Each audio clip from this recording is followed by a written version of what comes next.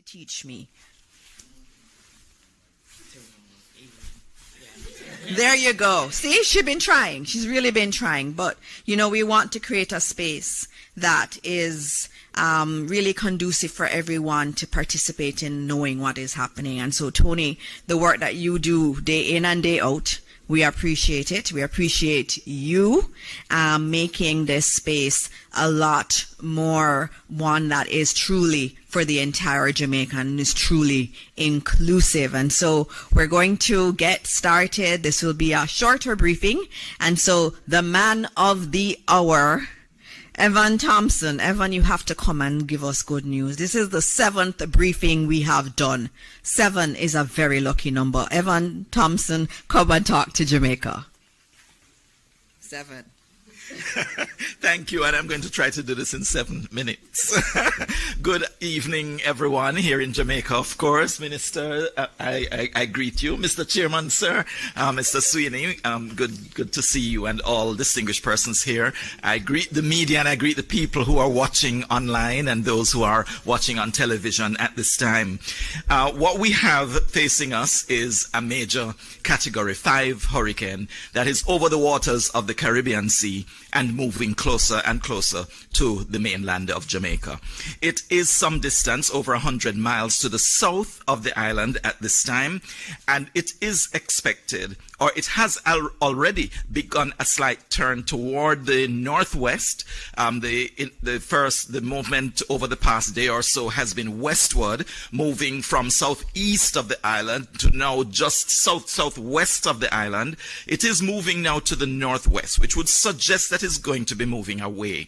It suggests that, but be not fooled, because the projection was that it would turn first to the northwest and then take a turn toward the north, and then a turn toward the northeast. So it's making a turn to kind of beeline toward the western part of Jamaica. It is what was projected. Many persons were wondering, how could you possibly predict that the system was going to make a turn like that? Because obviously it is moving toward the west. All our meteorologists were telling you online that it is actually going to be moving toward the west and continue westward.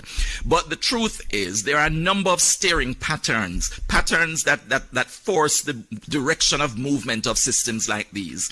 And as the models ingest the data, they would suggest where those patterns will exist, where high pressure centers would be, and where low pressure troughs would be, where frontal systems would be, and all these have some impact on the direction of movement of systems like Hurricane Melissa.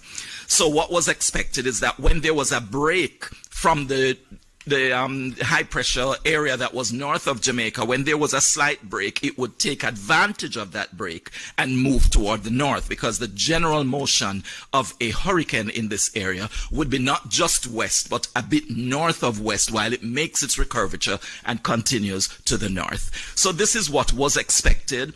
There is a little break that it is experiencing, and so it's taking advantage of that break to move toward the north. It just so happens that Jamaica is the place where the break is being experienced. And so with that happening, we are now seeing that turn, and for the system to continue to make its way, keeping itself as much in low pressure areas as possible, because it is itself a low pressure system. So we see on our picture here, the center, which we call the eye of the hurricane. Right around it, those areas that are very white are what we call the eye wall of the system. Then there are those inner bands, and then wider outer bands, or spiral bands, or feeder bands as they're referred to. These take the moisture, as you see, from the southern part of the Caribbean, moving it into the system, and so it keeps it generating. And you know, they are very warm waters of the Caribbean Sea that all our tourists always flock Jamaica to experience. Looking at the image here now, we see again a satellite imagery showing the cloud mass and the storm, the hurricane as it is, but these dots actually are showing where lots of lightning storms have been detected. So there's lots of lightning that's occurring within the system, and we see that the central part where the eye is located is one of the main areas where there is a lot of activity, heavy thunderstorms, there is torrential rainfall, but there is so much activity in the clouds that it's producing this kind of lightning. Here we see a forecast of the track of this system. First we see how it has moved so far, moving from east to west over the waters to the south. And then as it makes its turn, which is what we are experiencing at this time, the center of the system has started to make a turn, although it appears that it had moved a little bit past the Negril Point, which is our westernmost point of Jamaica. But as I said, recurving to the northeast and so moving across the island of Jamaica. It's expected to make impact somewhere in the eastern part of Westmoreland or extreme west of St. Elizabeth. So near to that border of Westmoreland and St. Elizabeth is where it's expected to make its what we call the landfall. There are some terms that we need to deal with. In this case, we have a landfall. In the case of Beryl of last year, we did not have a landfall because the eye did not cross the coast. But being so close to the coast, with us coming into contact with the eye wall, it was considered a direct hit. So it's a hit, but it's not a landfall. This case is both a hit and a landfall because that center is actually crossing the coast of Jamaica. So a little bit more education, Minister. So it's moving across the island, and we expect that it will make its exit from the island somewhere in the vicinity of Trelawney, St. Anne, as it moves off the north coast. Now, in that time, of course, we do expect that Jamaica will experience significant impacts of this hurricane. It will be a serious event because this is what we have captured from the radar that's operating in Jamaica. With the showers, you can see some of the shower bands that are already being experienced over sections of Jamaica. The southern part of the island, as well as in the west, we experience quite a few of those bands, and those have been producing rainfall over sections of the island. We've also begun to experience some of the tropical storm force winds, mainly over southern parts of the country, as the system is to the south. But as it moves closer to us, we'll see more of that kind of weather, more of the rainfall as we move into the bands of rain that are surrounding the system. And as we experience more of the tropical storm force winds that surround it moving toward the north, we are going to experience more of that over the next day or two.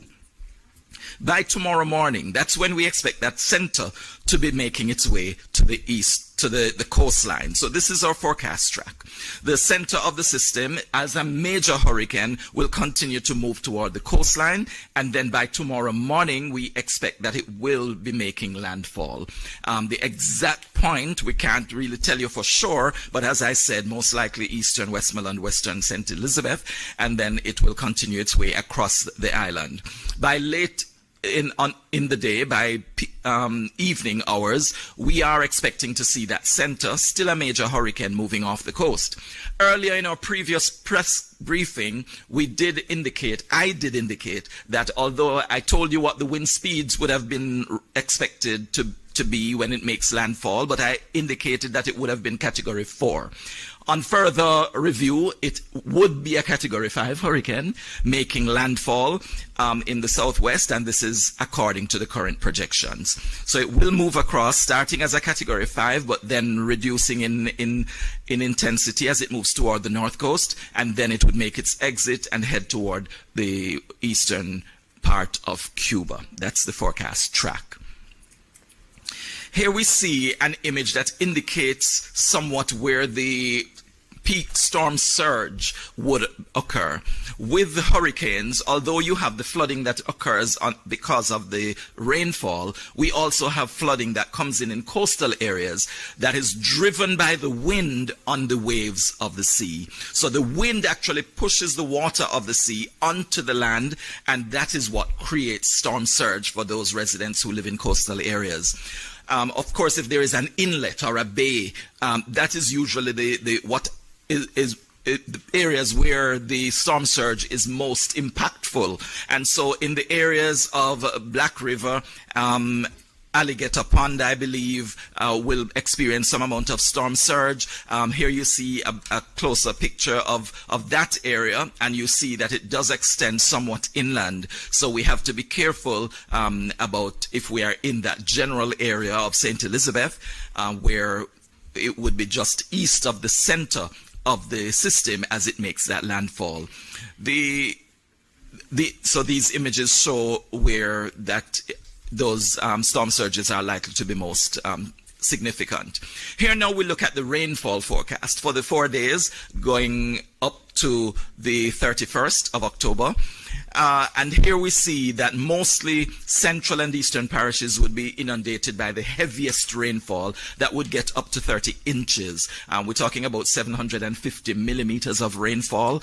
We're not accustomed to measuring that. I'm not even too sure if our rain gauges will fully be able to deal with that kind of capacity before they are renewed. But we, of course, will make every effort to provide the best data after the event as possible. But here we see the heavy rainfall producing significant flooding, and this will be over most of the island. The other areas of the island going toward the western end would actually be receiving more of the rainfall as well. But because the heaviest rainfall that is associated with this hurricane is going to be to the right side of the eye as it makes its way across Jamaica. So we're likely to see more of the flooding on the right side, on the central and eastern parishes, more so than in the extreme west, where we would then be on the left of the center of the system. That is basically the presentation at this time, and I'm sure Minister will accommodate some questions right afterwards. Thank you so much, Evan. Any questions from media in the room?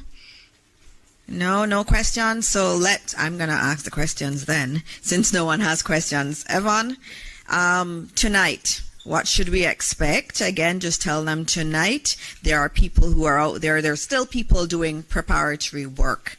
And we want to know, can they continue to do it? When do they need to come in? And again, when will conditions deteriorate so that no one should be on the road? Okay, thank you for that question. The conditions will gradually be deteriorating this evening. We've already experienced some of that deterioration over southern parishes. Also in the east, we've experienced an increase in cloud cover, an increase in rainfall over the areas, and more intense rainfall taking place. Originally, it would just be some incidents of light rainfall that occur over sections of the country. Now we're seeing more moderate rainfall occurring over sections of the island. We have not come into that large mass that surrounds the eye yet, but that is what is progressing across Jamaica, and so we expect that the intensity will gradually increase as we go through tonight. We'll also be continuing to experience strong winds, tropical storm force winds moving across the country, mainly over southern parishes first, but then moving over to northern parishes as the center moves closer to the coastline. Also, as we go through the night, we also are expecting that we will have hurricane force winds beginning to impact, starting with the southwestern part of the island and then progressing across to central parishes. We're not expecting that the hurricane force winds will actually get all the way to the eastern end of the island, but tropical storm force winds will continue. The hurricane force winds extend only 45 kilometers or 30 miles from the center of the system. So if you're outside of, say, 50 kilometers from that center as it moves, your experience is going to be mostly tropical storm force winds. Don't take it too lightly. That can also produce quite a bit of damage, and the rainfall that's associated with the system will still be very much that you could have flooding in any area of this country. So expect all of that as we go through the night. The hurricane conditions will get, of course, increasingly intense as we get into the morning hours of Tuesday. Thank you very much, Evan. I don't see any other questions. You've heard it. It's still category 5. Oh, there is one question. Can we get the microphone to someone who never asks questions? Mic check. There we go. Evening, everybody. Mahiri Stewart, Nationwide News. In terms of the path that this hurricane is taking, we know what to expect when it impacts Jamaica.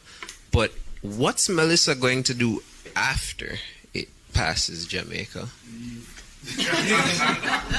Okay, that's a good question. And actually, because we are our brother's keepers and we have a number of neighbors in the Caribbean area that we need to pay attention to and also, keep their interests at heart. It's going to be moving really toward eastern Cuba as long as it continues on the path that it is projected right now. So after moving over our northern coastline, it is expected to continue over the waters between Cuba and Jamaica. There's only 90 miles of space there, so it will move quickly through that area. I should have pointed out that the speed of forward movement is going to be increasing as the center moves toward Jamaica's southern coastline and while it moves over Jamaica. So it will move a little bit faster than it has been, but it will continue to move and then it will get to southeastern Cuba. And then it is expected to continue over the southeastern islands of the Bahamas. At that time, it should still be a hurricane, but it might not be a major hurricane at that time, having been reduced in strength by moving over the two land masses, both Jamaica and eastern Cuba. But it will move over southeastern Bahamas and then continue over the Atlantic, possibly moving close to Bermuda all the way out in the Atlantic afterwards. Check again. So when it comes over the country, you said earlier that it's going to be affected by not being over the waters. But once it comes over our land and goes back into the waters, is it going to then re-energize as it goes towards Cuba? Yes, that would happen, but as I said, it's really only 90 miles of water, and so the increase may not be that significant before it gets to Cuba, and then it would exit Cuba and then pick up more speed with much more water area than land area as it goes through the Bahamas and over into the Atlantic. It may pick up a little bit more strength, but then it would be again moving into cooler waters at this time where it wouldn't be able to get much stronger. We're not expecting it to again regain Category 5 hurricane force. Thank you. Thank you, Evan. Earlier we were doing longitude and latitude, and we heard a word from Evan that I'm not used to hearing, and so I had to look it up using AI, of course, and it was recurvature. He said it many times, recurvature, so I had to look it up. It's a change in the path of a tropical cyclone from a generally west to northwest track. So remember, it was going west, and then it moves then to a northeast or eastward track. So that's what recurvature is. So it was going to the west, but now it's going to turn and go towards the east. So thank you very much for teaching me another meteorological term today and all of Jamaica, that term. And so now we are going to go to the other man of the hour, or Minister of Local Government and Community Development, the man who is responsible for disaster response and who does a tremendous job of it. He is non-stop. He is here through the night, all through the day. Minister Mackenzie, I do not know how you do it, but you continue to serve this country, and we're very grateful for it. And so please tell us where we are with everything under your purview.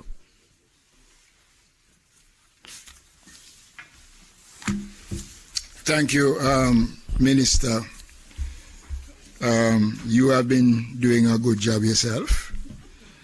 Acknowledge my colleague who just walked in. There's a fine for being late. And to acknowledge the members of the support team, the JDF, the police, the Jamaica Fire Brigade, the Red Cross, and all the other entities, chairman of the board, members of the media.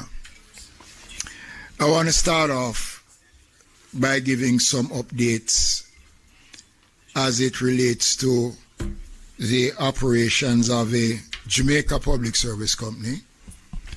And as you have been told by Mr. Thompson, that the southern part of the island is experiencing some challenges as we speak. Now, this update that has been provided to our center downstairs, and I want to make the point that all the information that is pertinent to the ongoing hurricane comes directly out of the ODPEM. So when we give the information. It is not hearsay or faked information. It is the information that has been gathered by the team, and each entity, for instance, all the utilities are here, both telephone, water, and light. So when we speak with a certain level of authority. A total of some 50,000 persons are without light in the following parishes as we speak: Portland, St. Thomas, St. Elizabeth, Manchester. Approximately 40,000 persons in the western end of the island are presently without power.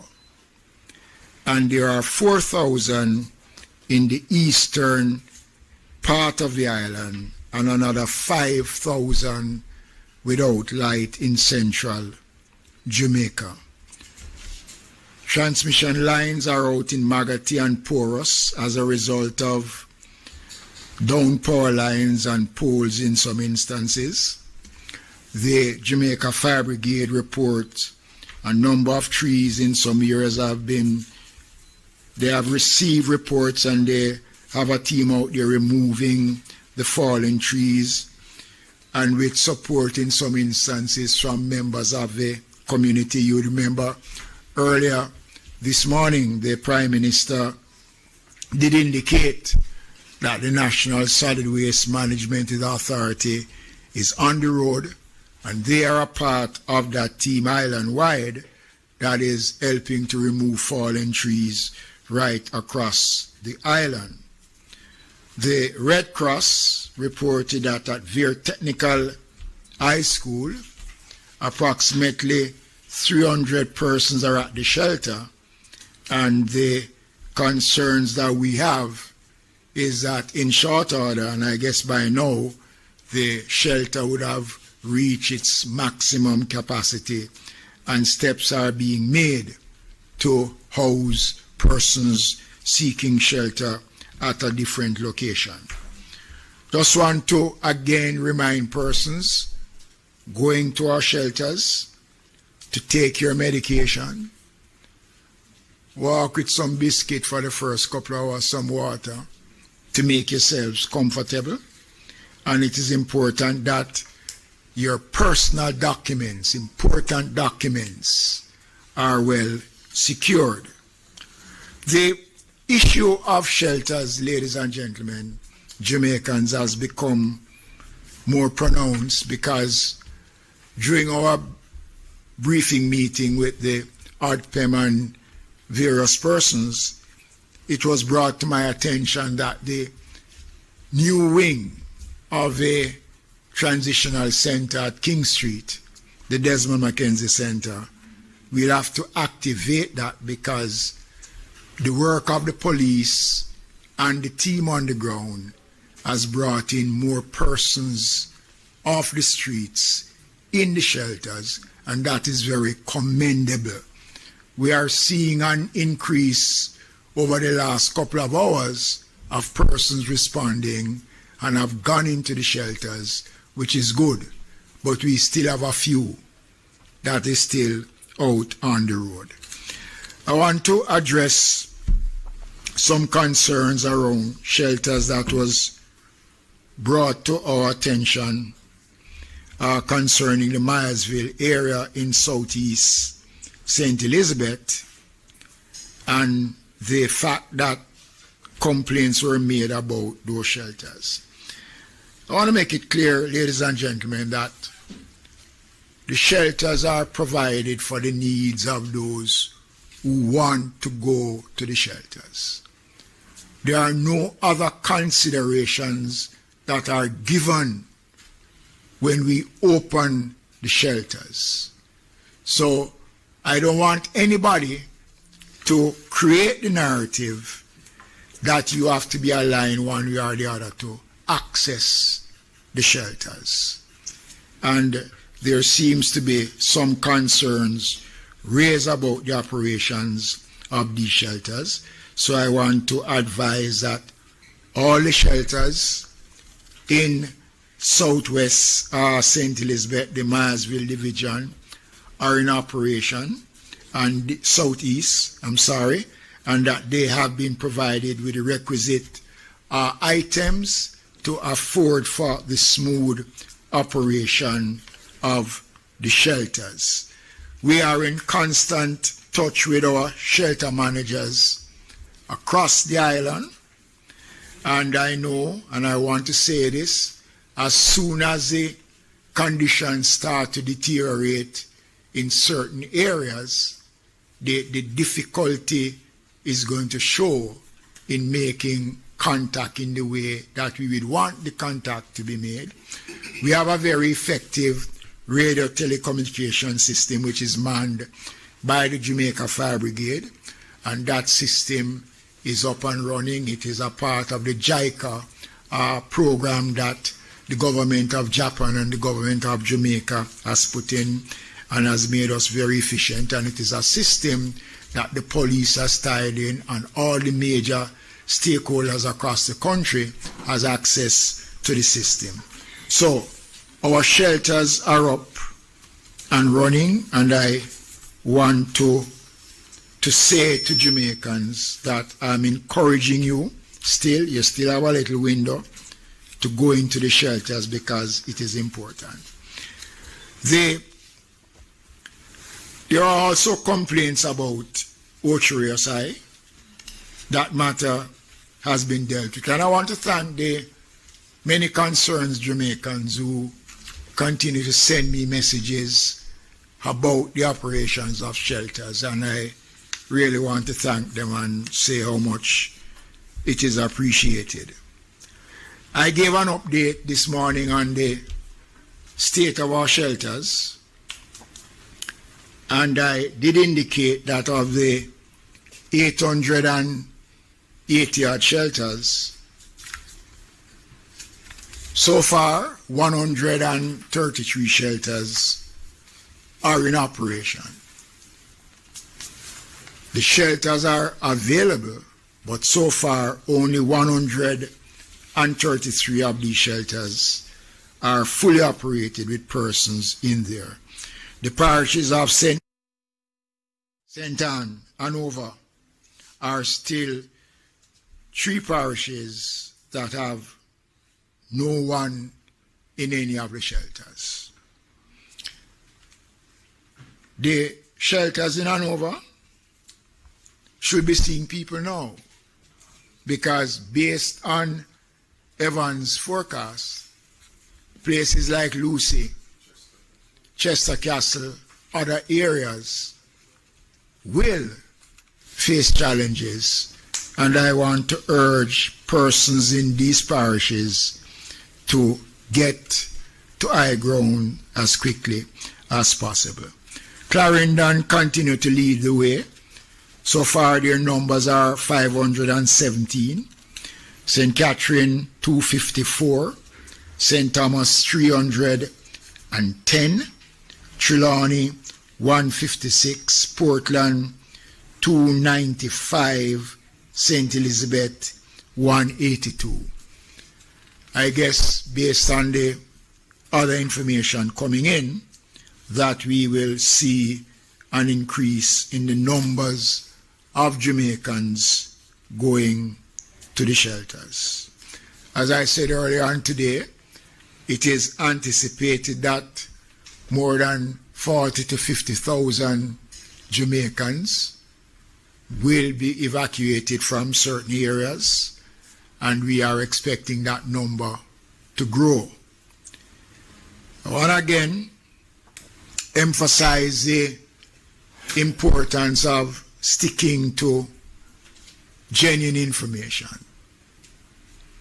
Almost every minute now, there is something out there in social media that has nothing to do with what is taking place.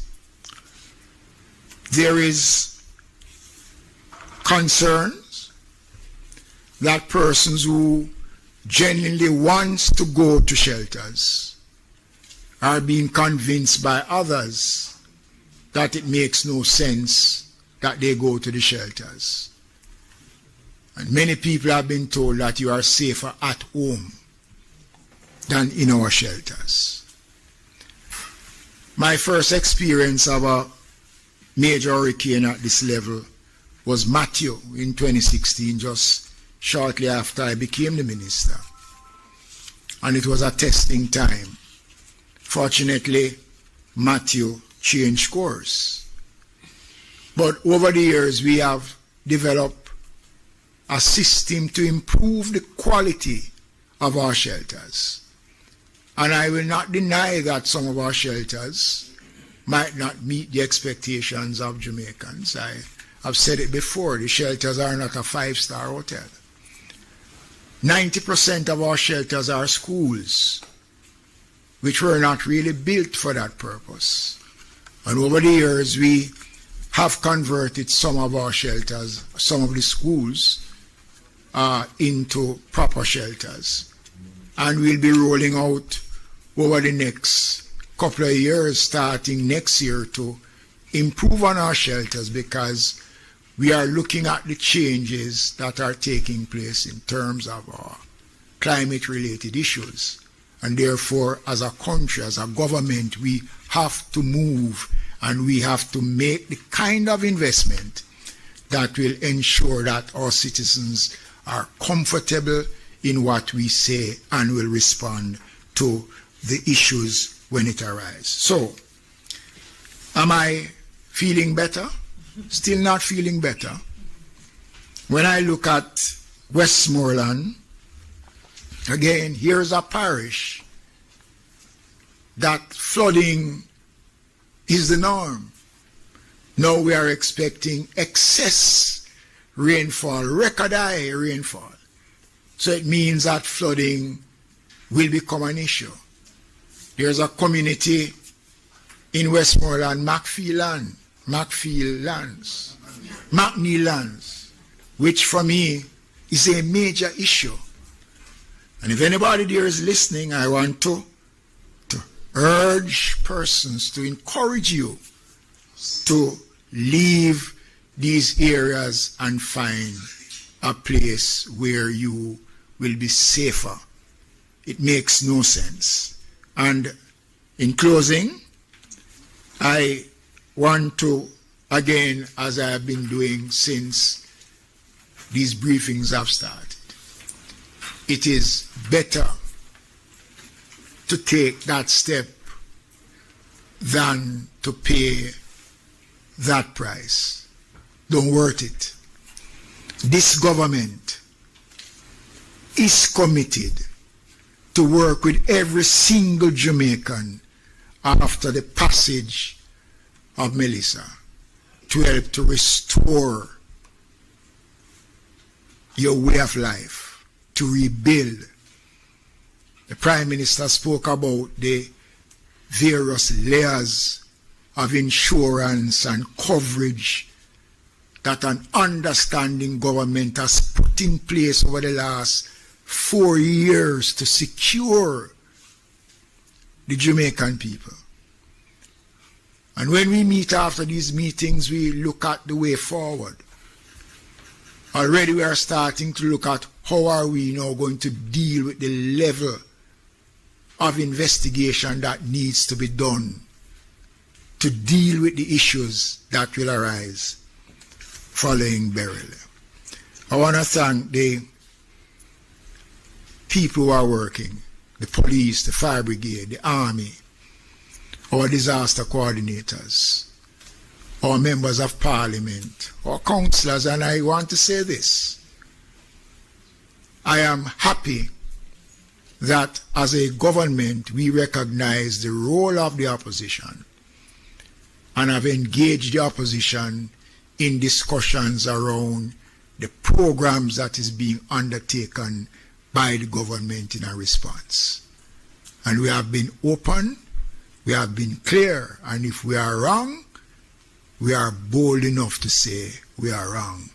But all the decisions that we have taken to safeguard the Jamaican people, we stand by those decisions. It is the Jamaican people that have to work with us now to ensure that we minimize as best as we can whatever the outcome is. Thank you.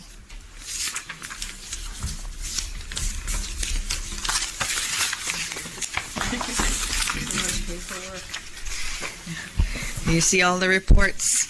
Yes, you see all the reports that he has, and I have to acknowledge the head of ODPEM, Mr. Richard Thompson, who is also working really hard. Thank you, Richard.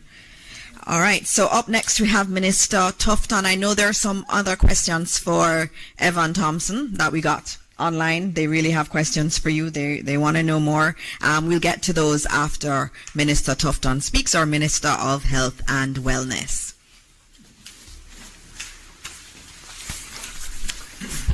Thank you very much, colleague Minister, and my apologies for being a little late, but my colleague and friend Desmond Mackenzie understands, and I know he won't charge me.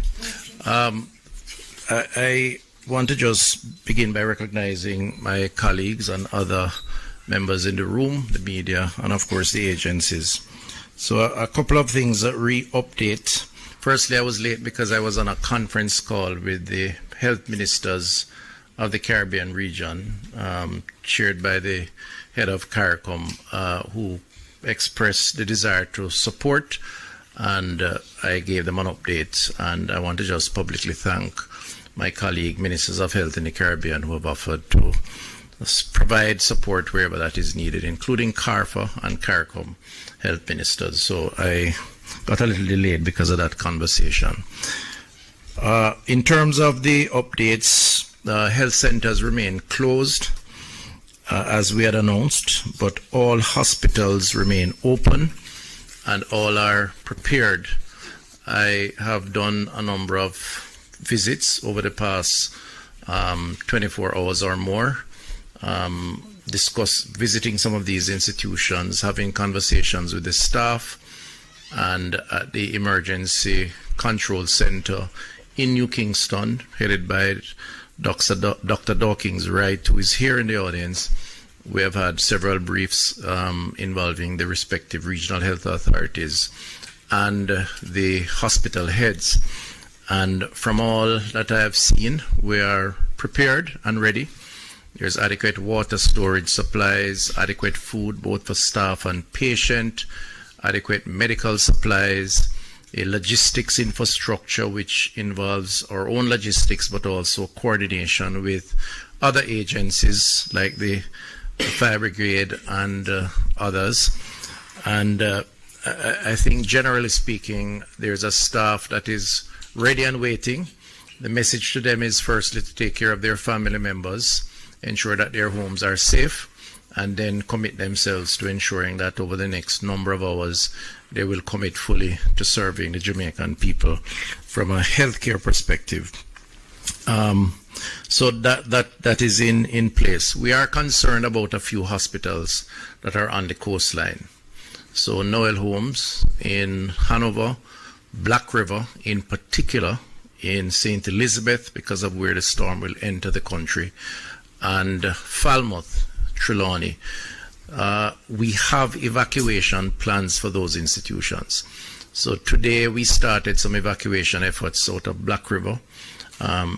Fortunately, we just completed a 12-foot seawall on the coastline between the hospital and the sea, and that is in place, which will provide a buffer and some protection. But based on projections of 13 or more foot waves, we do anticipate a breach of that. So we have moved some of the services out of the hospital further inland and have relocated patients from the ground floor to the second floor, and hope that that will suffice for any surge that will take place. The other institutions have evacuation arrangements and will exercise that as the case may be.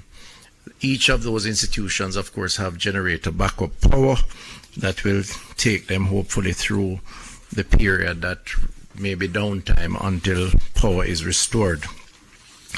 The staffing for the surge capacity are in place, rosters are in place, doctors, nurses, biomedical engineers, drivers, and porters.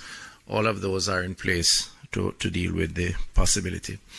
Very sad to announce that even though the storm has not yet hit, we have had 3 deaths related to the preparation of the storm. One in Hanover, one in St. Catherine, and the other in St. Elizabeth. And these are due to persons preparing for the storm, unfortunately, cutting down of trees in particular. In one case, a tree fell on one of the individuals. In St. Elizabeth, he was airlifted, and it's a health worker. He was airlifted to the University Hospital and succumbed to his injuries. Another case in Hanover, the same thing. And another case in St. Catherine. In one of the cases, there was an electrocution, as is reported to me, linked to the cutting down of trees. There have been about 13 other injuries linked to preparation, most of which are linked to persons falling off ladders or rooftops trying to prepare for the storm. I just want to use the opportunity to urge Jamaicans, firstly, to express condolences to the family members who have lost loved ones, and the health system will provide support as necessary to those individuals. But to also urge Jamaicans, we understand the need to prepare, but we urge extreme caution in that preparation. If you need help, call for help, but be careful that you protect yourself even in the preparation, because already we're seeing the tragedy of lives lost.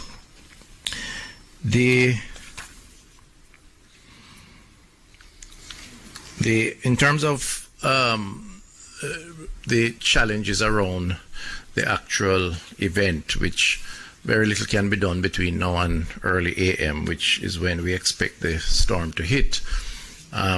Outside of the preparation of the institutions, and we urge those home to ensure that they have adequate drinking water, because turbidity can impact quality of water. So to the extent that you can collect your water now while your pipes are still running, please store drinking water. The non-perishable foods, please be mindful of that and secure that to the extent that you have not already done so, and there's an opportunity so to do. We are aware that from a health perspective, post the event, there is the risk of contaminated water, contaminated food. The ministry, part of the discussion I had today with the public health team, we have just about 600 of them. These are the officers who go out into the field and visit, retail outlets, wholesalers, institutions, to ensure that the integrity of our food chain is maintained. They, under the law, have the authority to seize and dispose of foods that they suspect is contaminated, because a major consequence, if we get past the storm, is the ill effects of what happens after, and water and food are critical. So I just want to remind retailers, sellers of food, that they should put whatever is necessary in place to ensure that whatever is perishable is protected, but also to say that the team will be out in the field right after to examine and to ensure that the food supply remains intact, and they do have the law on their side to protect consumer safety. But the system will be ready to deal with that, but food-related diseases are very common after these types of events. In terms of our children, today I visited the Bustamante Hospital for Children. The key to our children is to provide them with psychosocial support during this period. The last major event we've had close to this one is 37 years ago, Hurricane Gilbert. And it is a frightening experience for those who have not experienced this kind of storm, wind and rain and flooding and so on.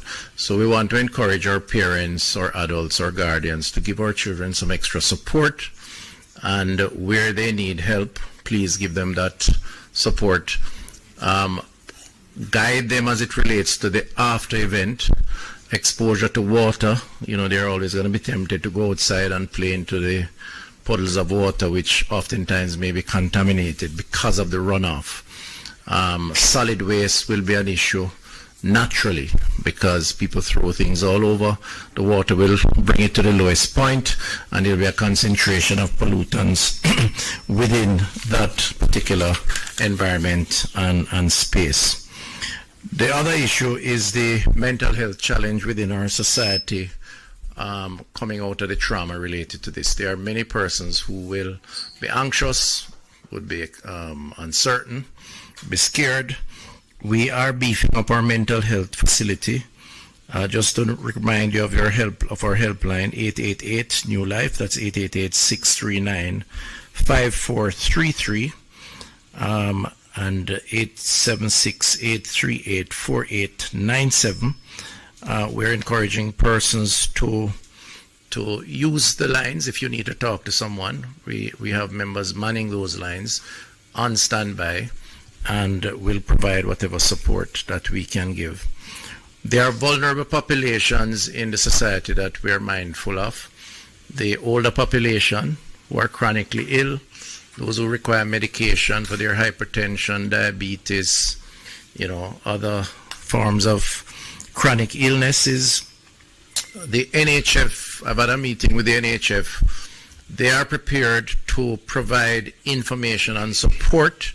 They're also prepared to deliver medication once the storm would have passed, and we're putting in place some creative ways to maneuver the obstacles that we would likely encounter after the storm.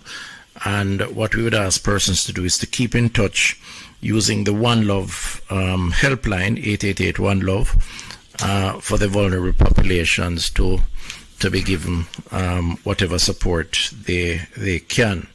The final point I raise is the issue of persons volunteering to give support. So in disasters of this kind, because of who we are and the generosity of our diaspora, as well as just general the globe, there's going to be a lot of offers to provide support. It's going to be important for us to ensure that that support is coordinated and that it is properly organized. Now, I know that ODPEM and Minister Mackenzie will provide whatever channels of contributions and the management of that process. As it relates to health, we have put in place a mechanism through our charitable foundation and the National Health Fund to ensure that we are able to guide the type of support that may be needed in the immediate aftermath, the logistics of that support in terms of coming in, where it is stored, how it is distributed, because you can end up tripping over yourselves because everybody wants to help and there's no coordination around that help. So I just want to say that those who are offering to support the restoration from health perspective, we will be happy to guide you and to provide you with the appropriate guidance as it relates to that. I want to close by thanking the healthcare workers. They are not unaccustomed to emergencies and to going beyond the call of duty. They have been very resilient and have really demonstrated their commitment to protecting the country. So I want to just use the opportunity on behalf of the government to thank them and to just ask them to continue on this trajectory and that they have our support in delivering and protecting the Jamaican people. Thank you. Thank you, Minister Tufton, for that. You actually answered every question that we had in the chat today. There were mental health questions, what's going on with the hospitals. You've answered everything without us even having to go to questions. So thanks to you and to the Ministry of Health team for all the work that you are doing. I am going to actually stop before the question and answer. I have some questions here that we need to go. Most of them are to you, Evan, that I need to ask. And there's one more I'm getting, Minister Tufton, from you. You'd have heard us speak of the National Emergency Operations Center, which is here. There are a lot of individuals that are there, and they're working really, really hard. They're coordinating with the parish coordinators. You see them down there with their radios. They have a lot of equipment where they can easily be deploying resources across the country.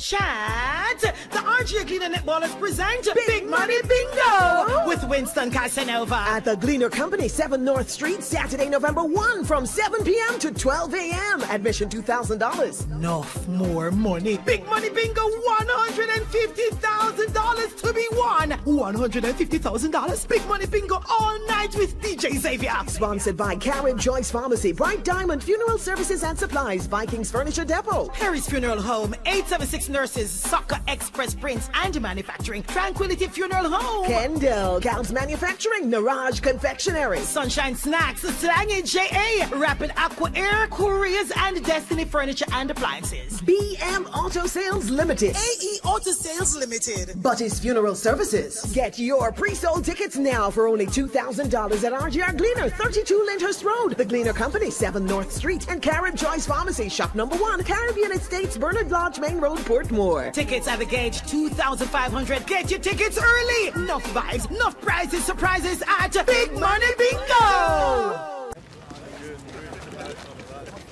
Okay, I see you. Okay, let me see you, Cherry Hill. Yeah, now take it back. Let me see you rock off, shake off, shake off. Let me see you rock off, rock off. Let me see you kick right, now kick left, now step forward, now step back. Lucasade, bring the energy. Make home yours every day with Courts. Oh yeah, yeah, yeah, yeah. Oh, ooh, oh, oh. Get value for your money. Ooh, oh, oh. Courts have the best quality. Home is what you make it. Best prices and good credit. Oh, Courts have it all.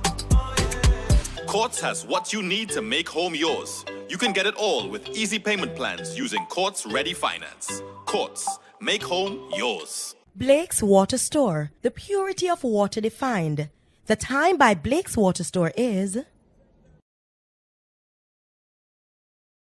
Bank safely with the Community and Workers of Jamaica internet banking or mobile app. Pay your bills, transfer funds, apply for a loan. C&WJ Cooperative Credit Union. Discover the benefits of belonging. Embrace the future. Build cleaner. Build greener. Build with Carib Cement. Black White, the best brand, it now popped out. Stove, television, washing machine, deep freeze. The time by Black Point Appliance is...